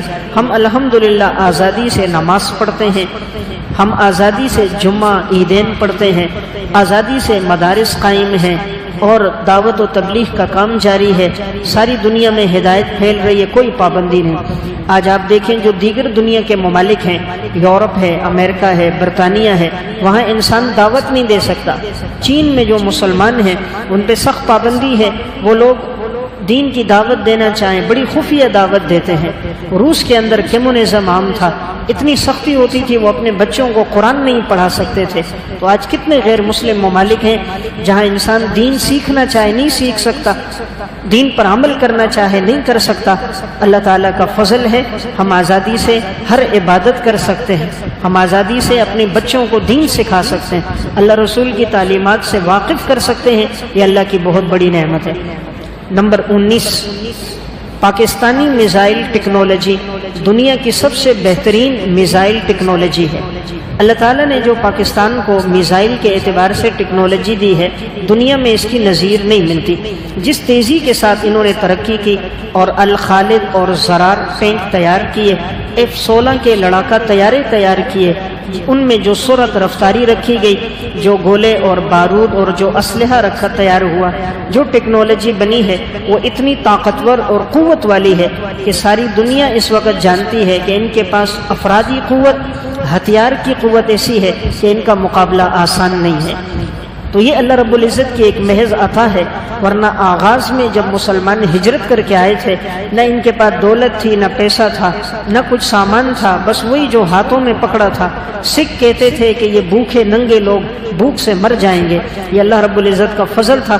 اللہ تعالیٰ نے ملک میں خوب دین کی بہاریں بھی کی، رزق میں برکتیں بھی رکھی، اور لوگوں کو ذریعہ معاش بھی دیا۔ نمبر 20، دینی جملہ شعبہ جات نہایت فعال اور مضبوط ہیں۔ جتنے بھی دین کے شعبے ہیں الحمدللہ ہمارے ملک میں وہ سب کے سب فعال ہیں، سب کے سب مضبوطی کے ساتھ کام کر رہے ہیں۔ مثلا دین کا ایک شعبہ ہے دعوت و تبلیغ، اس وقت الحمدللہ ساری دنیا میں کام ہو رہا ہے، اور دنیا کے اندر لاکھوں لوگ ہدایت پہ آ رہے ہیں، اور اس کے لیے مرکز اللہ نے ہمارے ملک کو بنایا۔ دین کا ایک شعبہ تصنیف و تالیف ہے، تو اللہ نے اس مملکت میں جو لوگ اچھے مصنف، اچھے محقق، اچھے لکھنے والے، اچھے رائٹر رکھے ہیں، اس کی نظیر کہیں بھی نہیں ملتی۔ دین کا ایک شعبہ ہے قرآن کریم کا حفظ کرنا۔ اس وقت ساری دنیا میں سب سے زیادہ حفاظ آپ کو اگر ملیں گے تو اس ملک میں ملیں گے۔ ساری دنیا کی دینی قیادت ہمارا ملک کر رہا ہے، یہیں سے پڑھ کر حفاظ جا رہے ہیں، علماء جا رہے ہیں، قراء جا رہے ہیں، مفتیان تیار ہو رہے ہیں، مبلغ تیار ہو رہے ہیں، مباحثہ مناظرہ کرنے والے تیار ہو رہے ہیں، لوگوں کو احقاق حق اور ابطال باطل کے لیے دین کی صحیح رہنمائی کرنے والے لوگ تیار ہو رہے ہیں۔ یہیں پر وہ شعبے بھی ہیں جو دین میں کام کر رہے ہیں، اس اعتبار سے کہ تزکیہ نفس، لوگوں کی دینی طور پر اصلاح، لوگوں کے باطن کی اصلاح، وہ شعبے بھی کام کر رہے ہیں۔ تو دیکھا جائے تو ہر شعبہ فعال ہے، دین کے ہر پلیٹ فارم پہ کام ہو رہا ہے، لوگوں کو دین کی طرف، دنیا کی طرف، دنیاوی اہم معاملات کی طرف رہنمائی ہو رہی ہے۔ نمبر 21، پاکستان آبادی کے اعتبار سے دنیا کا چھٹا بڑا ملک بن چکا ہے۔ اللہ نے افرادی لحاظ سے بھی بڑی قوت دی، اس وقت آبادی 24 کروڑ ہو چکی ہے۔ ساری دنیا میں دیکھا جائے تو آبادی بڑھتی ہوئی 2.25 ارب تک پہنچی ہے، اور اس میں اللہ نے اس ملک میں جو آبادی رکھی وہ 24 کروڑ، تو گویا آبادی کی شرح کے لحاظ سے بھی یہ ملک بڑھتا جا رہا ہے، تو افرادی قوت بھی یہاں سب سے زیادہ ہے۔ نمبر 22، مارخور دنیا کا نایاب جانور کا وجود اس ملک میں۔ مارخور یہ فارسی کا ایک لفظ ہے، اس کا مطلب ہوتا ہے سانپ کھانے والا۔ یہ ایک جانور ہے، اور یہ جانور عموماً گلگت میں، بلتستان میں، چترال میں، پہاڑی علاقوں میں ہوتا ہے۔ اس کے جو سینگ ہے یہ وہی نشان ہے جو آج ہماری ISI کا نشان ہے، وہ اسی کے سینگوں کا نشان ہے، اور یہ جانور صرف اسی ملک میں ہے، دیگر ممالک میں اس کا وجود بہت کم ہے، نہ ہونے کے برابر ہے۔ تو ایسے کئی جانور ہیں جو اللہ نے صرف اس خطے میں ہی رکھے ہیں، جس طرح کہ ڈولفن جو نابینا ہے وہ صرف اس ملک میں ہے، باقی دنیا کے کسی اور ملک میں وہ نہیں ہے۔ تو بعض وہ جانور جو آبی ہیں، دریاؤں میں رہنے والے، بعض وہ جو خشکی میں رہنے والے، بعض وہ جو صحراؤں اور فضاؤں میں رہنے والے، تو اللہ تعالیٰ نے وہ بھی امتیاز اس ملک کو عطا کیا۔ نمبر 23، پاکستان مسلم اکثریت کے اعتبار سے دوسرا بڑا ملک ہے، یعنی سب سے زیادہ مسلمانوں کی تعداد پوری دنیا میں اگر دیکھا جائے انڈونیشیا کے بعد وہ سب سے زیادہ یہاں موجود ہے۔ تو مسلم یعنی مسلمانوں کی شرح فیصد، مسلمانوں کی آبادی میں اضافہ، مسلمانوں کی تعداد کا بڑھنا اس ملک میں سب سے زیادہ ہے۔ تو یہ بھی ایک خوش آئین بات ہے کہ دن بدن مسلم آبادی میں اضافہ ہوتا جا رہا ہے۔ اس وقت غیروں کی نظر میں یہ بات کھٹکتی ہے کہ مسلمان آبادی کیوں بڑھ رہی ہے، ان کے ہاں تو اولادیں نہیں ہو رہی، وہ تو انہوں نے پہلے ایک نعرہ لگایا بچے دو ہی اچھے، تو وہاں کی عورتیں آزادی کی زندگی چاہتی، وہ بچوں کے جھنجٹ میں نہیں پڑنا چاہتی۔ معاذ اللہ زنا اور فحاشی کی زندگی ہے کہ کون 9 مہینے تک بچے کو پیٹ میں رکھے اور پھر وضع حمل کی تکلیف برداشت کرے، پھر 2 سال بچے کو دودھ پلائے، پھر بچے کی تعلیم اور تربیت کرے، تو وہ اس چکر میں نہیں پڑتے، اس لیے وہاں نئی نسل نہیں ہو رہی۔ پھر وہاں چونکہ وفاداری نہیں ہے، انہیں معلوم ہے بچہ ہوا بھی تو وہ آزاد ہو کر وہ اپنی زندگی گزارے گا، مستقبل میں ہمیں نفع تو دے گا نہیں، ہمارا سہارا تو بنے گا نہیں، اس لیے وہ اولاد کے پیچھے نہیں جاتے۔ ان کی سوچ ہے کتا وفادار ہے، بیٹا وفادار نہیں، اس لیے وہ اپنی جائیدادیں کتوں کے نام پہ کرتے ہیں، کتے پالتے اور رکھتے ہیں، اولاد کے لیے نہ تمنا کرتے ہیں اور نہ اولاد کے حصول کے لیے جاتے۔ تو یہ مسلم آبادی ہے، اللہ کا فضل ہے، دن بدن بڑھتی جا رہی ہے، مسلمانوں میں اسلام اور دین کا شعور بھی بڑھتا جا رہا ہے۔ جس تیزی سے ساری دنیا میں مسلم آبادی بڑھ رہی ہے، اگر یہ اسی طرح رہی تو 2050 میں تمام دنیا میں سب سے بڑا مذہب انشاءاللہ اسلام ہوگا اور سب سے زیادہ تعداد مسلمانوں کی ہوگی۔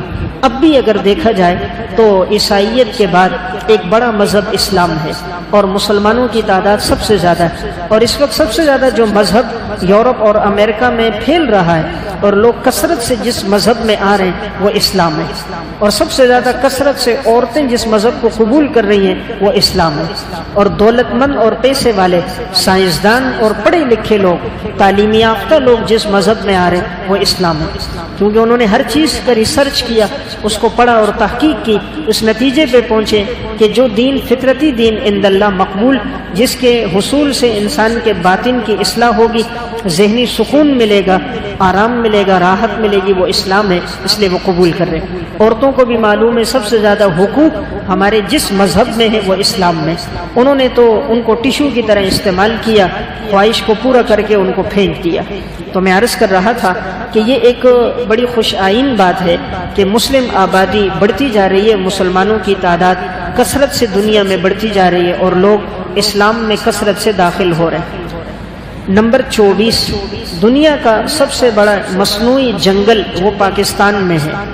یہ مصنوعی جنگل اگرچہ شروع کیا تھا برطانیہ نے جس وقت وہ یہاں تھے، اور یہ جنگل اس وقت چھانگا مانگا کے نام سے ہے، اور یہ 12,000 ایکڑ پر مشتمل ہے اور 70 کلومیٹر تک اس کا رقبہ ہے، اور یہ شروع ہوتا ہے لاہور سے ہوتا ہوا یہ آگے تک جاتا ہے، اور اس میں اتنی لکڑی کی پیداوار موجود ہے اور کہ جس سے اگر پورے ملک میں اس پیداوار کے ذریعے سے آمدنی لائی جائے تو ملک کا بہت بڑا اثاثہ جمع ہو جائے گا، بہت سا قرض دور ہو جائے گا، کہ وہ جنگل ہے جو نہایت خوبصورت ہے اور ہر قسم کی لکڑی یہاں مہیا ہے۔ تو بہرحال اللہ تعالیٰ نے اسباب کے لحاظ سے بھی یہ چیز ہمیں عطا فرمائی۔ آج بھی آپ دیہات میں جاؤ، جو لکڑی کا کام ہوا ہے ایسا خوبصورت ہے، اس کی نظیر نہیں ملتی۔ پچھلے دنوں سفر میں تھا تو وہاں بالاکوٹ میں، چترال میں، چھتر پلین میں، مانسیرا میں، گلگت میں، ان علاقوں میں جب مسجدوں کے محراب، مسجدوں کے ممبر، وہاں کی چھتیں، وہاں کی دیواریں جو لکڑی کے کام سے ہوئی ہیں ایسی خوبصورت ہیں کہ ان کی نظیر نہیں ملتی، اور وہ ساری لکڑی اسی ملک کی ہے۔ تو اللہ نے اس لکڑی میں جو پائیداری اور حسن و جمال رکھا ہے وہ بھی دنیا کی کسی اور چیز میں موجود نہیں۔ نمبر 25، تربیلا ڈیم رقبے کے لحاظ سے دنیا کا سب سے بڑا وسیع ڈیم ہے۔ اللہ نے یہ ڈیم دیا رقبے کے لحاظ سے کہ اس کا طول اور عرض کے اعتبار سے رقبہ دیکھا جائے اور پانی کی جو تعداد اس میں آ رہی ہے اس اعتبار سے دیکھا جائے تو اس کی نظیر بھی نہیں ملتی۔ نمبر 26، سب سے زیادہ صدقہ خیرات کرنے والا ملک۔ پوری دنیا میں سب سے زیادہ جو لوگ صدقہ دیتے ہیں، اللہ کے نام پہ خرچ کرتے ہیں، خیرات دیتے ہیں، وہ ہمارے ملک کے لوگ ہیں۔ یہاں غریب ہو، مالدار ہو، متوسط ہو، دیہڑی والا ہو، دولت والا ہو، کارخانوں والا ہو یا بلاک اٹھانے والا ہو، ہر ایک اپنی وسعت کے مطابق خرچ کرتا ہے، ہر ایک دے رہا ہوتا ہے اللہ کے نام پر۔ تو آپ دیکھیں جب بھی کوئی اس طرح کی وبائی مرض آ جائے، کوئی حادثہ ہو جائے، اور اگر کوئی سیلاب آ جائے، زلزلہ آ جائے، مختلف جگہوں پہ، گلیوں میں، سڑکوں پہ کیمپ لگے ہوتے ہیں، ہر ایک آدمی اپنی وسعت کے مطابق تعاون کرتا نظر آتا ہے، اور یہ دوسروں سے کہیں گنا زیادہ یہاں کے لوگ ان کے ساتھ تعاون کرتے ہیں۔ تو پوری دنیا میں آپ دیکھیں تو خاص طور پہ اگر پاکستان میں بھی دیکھیں تو ان کو چلانے میں کراچی کے لوگوں میں خاص طور پہ سخاوت کا بڑا ملکہ ہے، خوب خرچ کرتے ہیں، مدارس، مساجد اور دین کا نظم ان لوگوں کے ایک تعاون سے چل رہا ہے۔ تو اللہ تعالیٰ نے ساری دنیا میں سب سے زیادہ صدقہ کرنے والے، اللہ کے نام پہ خرچ کرنے والے لوگ بھی یہاں رکھے۔ نمبر 27، بر اعظم ایشیا کا سب سے بڑا ریلوے اسٹیشن پاکستان میں موجود ہے۔ ریلوے اسٹیشن ایشیا کے اندر 3 بڑے ملک آتے ہیں، ایک پاکستان اور ایک بنگلہ دیش اور ایک ہندوستان۔ ریلوے کے اعتبار سے جو بڑا اسٹیشن ہے وہ بھی اس ملک میں موجود ہے۔ نمبر 28، درجنوں ملکوں کی تاریخ رقم کرنے والا ملک، کئی ملکوں کو آباد کرنے والا، ان کو ایسے افراد مہیا کرنے والا کہ جو اس ملک کو تعمیر کریں وہ اس ملک کے لوگ ہیں، یعنی اس ملک کے جیسے انجینئر ہیں، جو اچھے انجینئر مخلص، یہاں کے جو ماہر کاریگر ہیں، یہاں کے جو مستری ہیں، یہاں کے جو پلمبر ہیں، یہاں کے جو بجلی کے کام کرنے والے، وہ صرف ادھر نہیں پورے ملک کے اندر وہ لوگ کام کر رہے ہیں، اور جو امانت داری سے کر رہے ہیں اللہ نے ان کو خوب عزتیں عطا کی ہوئی۔ تو اللہ نے ان لوگوں میں صلاحیتیں اور ٹیلنٹ بہت رکھا، لیکن صرف استعمال ان کا غلط ہوا۔ اگر استعمال ٹھیک ہوتا، تربیت ان کی اچھی ہوتی اور یہ ملک کی وفاداری میں مزید کام کرتے تو ملک کو بھی نفع دیتے، اپنی ذات کو بھی نفع دیتے۔ تو کئی ملکوں کا قیام میں ان کا ہاتھ بہت بڑا ہے۔ آج بھی دیکھیں سب سے سخت کام عموماً آپ کو مسلمان کرتے نظر آتے ہیں، پاکستان کے لوگ آتے ہیں۔ یہ سخت دھوپ میں یہ گیمتی چلانا، 5 بلاک کندھے پہ رکھ کے اوپر چڑھنا، بڑی مشقت والے کام کرنا، اور یہ اتنے بڑے بھیم کو کندھے پہ رکھ کر اوپر کی منزلوں تک جانا، جتنے مشکل کام ہوں گے، سخت کام ہوں گے، 12ویں اور 14ویں منزل پہ کھڑے ہو کر اس کو پلستر کرنا، یہ سب کام یہ کرتے نظر آتے ہیں۔ تو اللہ تعالیٰ نے اس ملک کے لوگوں میں صلاحیتیں اور قوا بہت رکھی۔ نمبر 29، دنیا کی سب سے بڑی سمندری بندرگاہ اللہ نے یہاں رکھی، جو گوادر کی صورت میں سمندری بندرگاہ ہے، یہ دنیا میں کسی کے پاس اتنی بڑی نہیں جو اللہ نے ہمیں عطا کی ہے۔ نمبر 30، نہایت حسن و جمال والا اور قدرتی مناظر والا ملک، اللہ نے نہایت خوبصورت بنایا ہے اس ملک کو۔ اس کے حسن و جمال کا اندازہ جب کوئی آدمی سرحد میں جاتا ہے، اور سرحدی علاقوں میں اگر آدمی جائے، وہاں جو اللہ نے قدرتی مناظر رکھے ہیں، سرحد کی پٹی میں، KPK میں، اور وہاں سے آگے اگر آپ چترال کی طرف، گلگت کی طرف، مری کی طرف، اور وہاں سے ہری پور کی طرف، اور مانسیرا سے آگے چلتے ہوئے ایبٹ آباد اور بٹل کی طرف جائے، یہ علاقے بڑے خوبصورت ہیں۔ یا کوئی کشمیر کی طرف جائے، نہایت حسن ہے۔ تو اللہ نے اس میں قدرتی مناظر بہت رکھے۔ آج جتنے دیگر ممالک ہیں وہاں قدرتی مناظر نہیں ہیں، ان لوگوں نے پیسہ لگا کر وہ جگہ بنائی ہیں، پیسہ لگا کر عارضی طور پہ پانی جمع کیا، نہریں بنائی، عارضی طور پہ ہوٹل بنائے۔ یہاں اللہ نے قدرتی طور پہ یہ آبشاریں، قدرتی طور پر یہ چشمے رکھے، اور وہاں کا جو پانی نہایت ٹھنڈا رکھا، اس کی مثال نہیں ملتی۔ لیکن ہم نادان ہیں، جو پانی اللہ ہمارے لیے زمین سے نکالتا ہے، جڑی بوٹیوں والا بہترین پانی، اسے استعمال نہیں کرتے۔ جو 4-5 مہینے کا پرانا ہو، بوتل میں بند ہو، کیمیکل لگا، نقصان دہ ہو، اسے پینا ہم اپنی زندگی کا حصہ سمجھتے ہیں۔ جو چیز اللہ نے ہمارے لیے معدنیات میں رکھی، آج ہم اسے نہیں استعمال کر رہے، اور جو غیروں نے بنائی ہم اس کو اپنی صحت کے لیے کارآمد سمجھ رہے ہیں۔ ورنہ اللہ نے جو اس ملک میں قدرتی مناظر رکھے، پانی کی آبشاریں رکھی، پانی کے پھوٹتے چشمے رکھے، ان میں جو ذائقہ رکھا، جسم کی اس میں جو توانائیاں رکھی، اس کی نظیر نہیں ملتی۔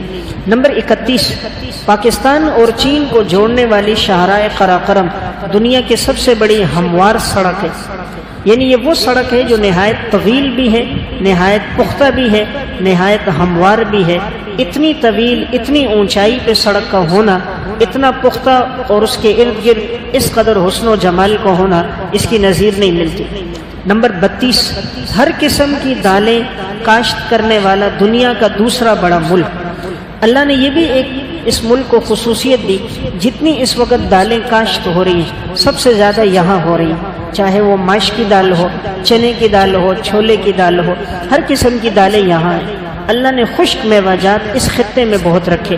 آج بھی آپ کوئٹہ میں چلے جائیں، وہاں جو بادام ہیں اور کوئٹہ کے جو خشک میوہ جات ہیں، ساری دنیا میں کے میوے دیکھیں اور یہاں کے دیکھیں، جو اس میں ذائقہ ہے وہ کہیں موجود نہیں۔ تو اللہ نے دالیں، خشک میوہ جات اس دھرتی کو اور افغانستان کی دھرتی کو اللہ نے خوب عطا فرمائے، ان میں جو ذائقہ اور لذت رکھی وہ کہیں موجود نہیں ہے۔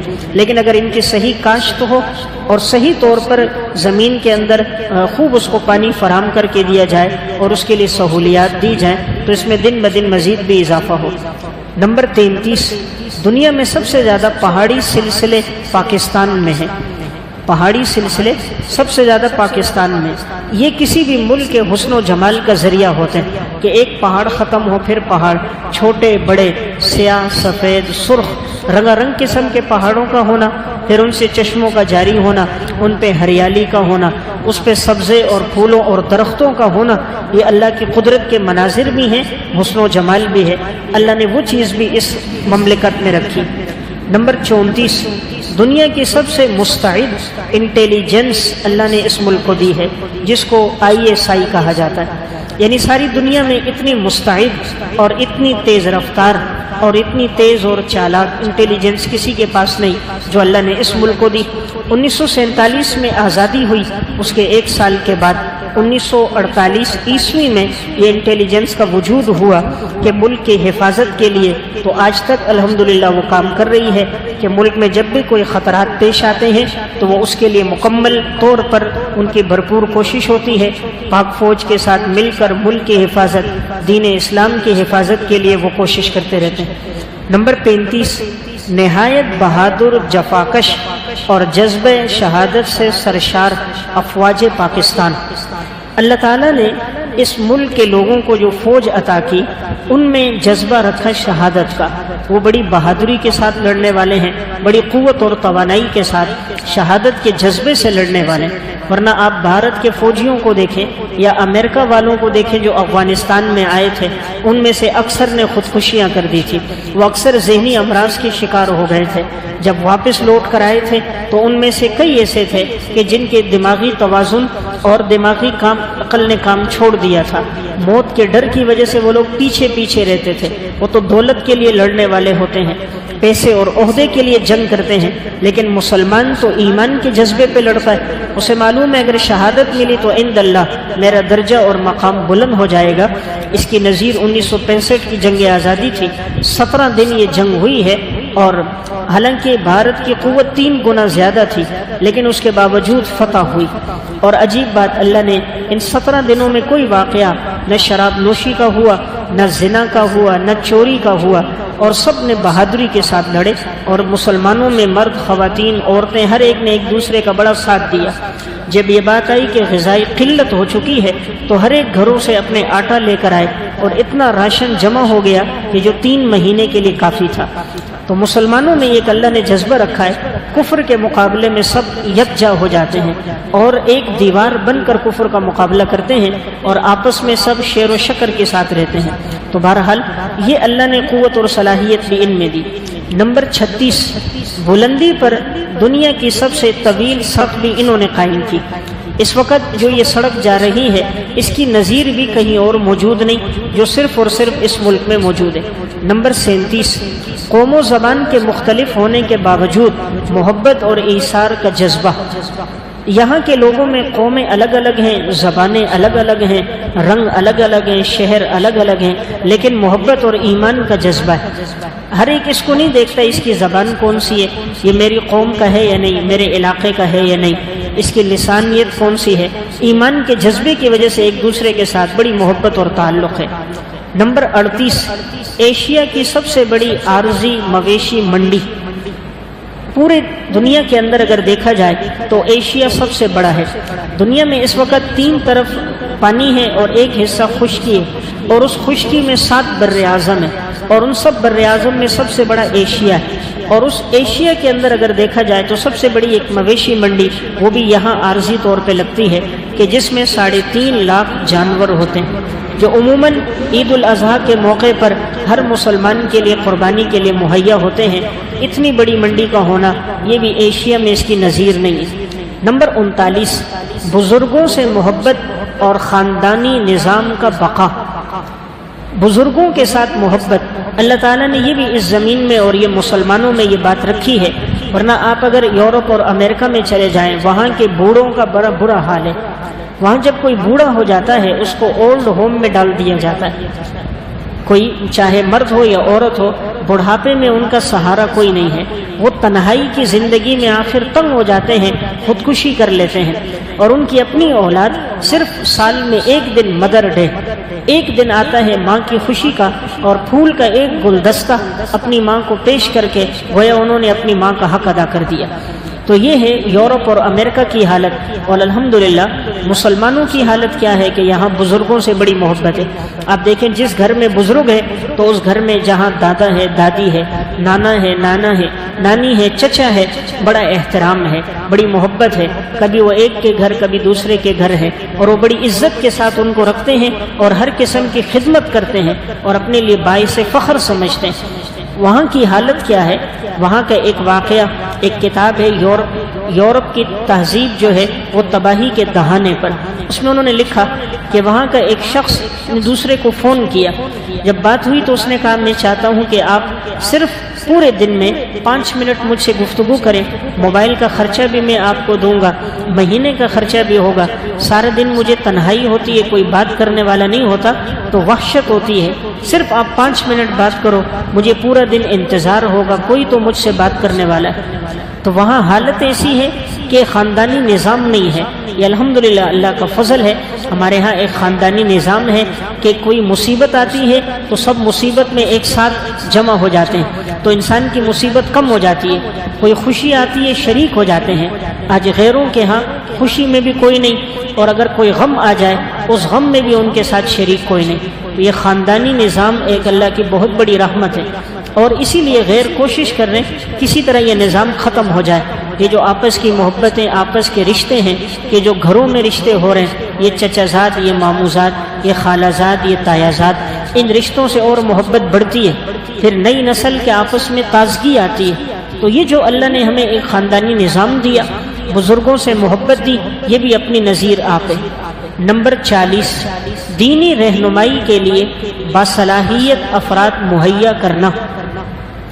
دینی رہنمائی کے لیے باصلاحیت افراد مہیا کرنا، اللہ نے وہ بھی اس سرزمین میں دیے کہ اس وقت پوری دنیا میں جو لوگوں کو دینی رہنمائی کرنے والے لوگ ہیں وہ اسی ملک نے عطا کیے، اچھے اچھے جید علماء اس ملک نے دیے ہیں۔ آپ دیکھیں کبھی ایسا نہیں ہوا کوئی مسجد بنی ہو امام نہ مل رہا ہو، لوگ آئے ہوں جی مسجد بنائیے امام نہیں مل رہا، کبھی ایسا نہیں ہوا رمضان آیا ہو تراویح پڑھانے کے لیے قاری صاحب نہ مل رہا ہو، کسی کو مسئلہ پوچھنا ہو مفتی صاحب نہ مل رہا ہو، کہیں جمعے میں تقریر کرانی ہو کوئی اچھا عالم تقریر کرنے والا نہ مل رہا ہو، کسی نے کوئی دینی تحریری رہنمائی لینی ہے فتوے کی صورت میں اور اس کو کوئی فتوے کی صورت میں جواب لکھنے والا نہ ہو، کسی کے ذہن میں کوئی اشکال موجود ہو اور اس کی کوئی تشفی کرنے والا نہ ہو، کوئی غیر مسلم باس مباحثے کے لیے آئے کوئی مناظرہ کرنے والا نہ ہو، ایسی بات نہیں۔ تو اللہ تعالیٰ نے ہمیں وہ مملکت دی کہ اس میں ایسے افراد تیار ہو رہے ہیں جو ساری دنیا میں ہماری دینی رہنمائی کر رہے ہیں۔